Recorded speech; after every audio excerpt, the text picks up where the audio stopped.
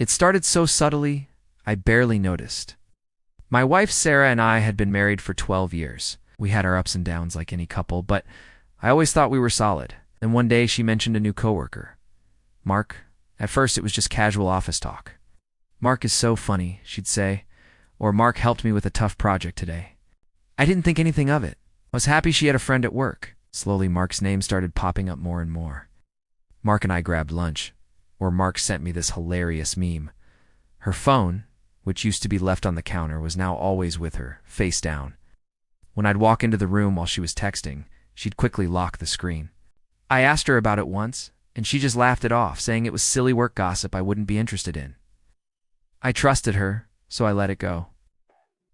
But the distance between us was growing. Our nightly conversations, the ones where we'd share everything about our day, became shorter. She'd give one-word answers, her eyes glued to her phone. I tried to plan date nights, weekend trips, anything to reconnect. She always had an excuse. She was too tired from work, or she had a project deadline. Yet she always seemed to have energy for late-night texts that made her smile a secret smile, a smile that wasn't for me anymore. The little things that used to define us started to vanish.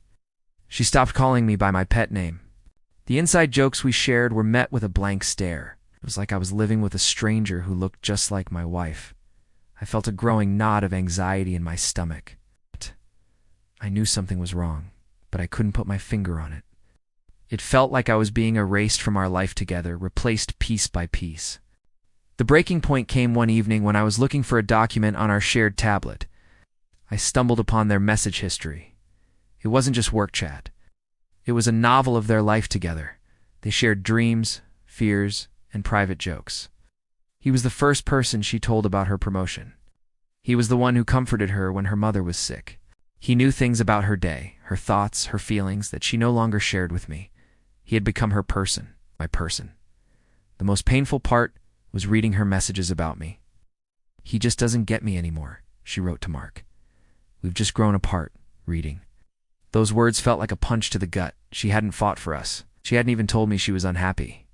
She had just quietly found my replacement and let me fade into the background. There were no steamy pictures or plans to meet in secret hotels. It was something far more intimate, far more devastating. She had given him her heart, and I hadn't even noticed it was gone. Confronting her was the hardest thing I've ever had to do. There was no screaming match, just quiet, heartbreaking admissions. She cried and said she never meant for it to happen. She said she was lonely.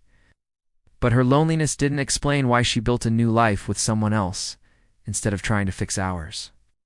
An emotional affair can be just as destructive as a physical one, sometimes more so. It doesn't just break your trust, it rewrites your entire history, making you question every moment you thought was real. Recovery from this kind of betrayal is a long road. It's a reminder that the deepest wounds are often the ones you can't see. Thanks for listening. If you've been through something similar, remember you're not alone, and seeking support can make all the difference.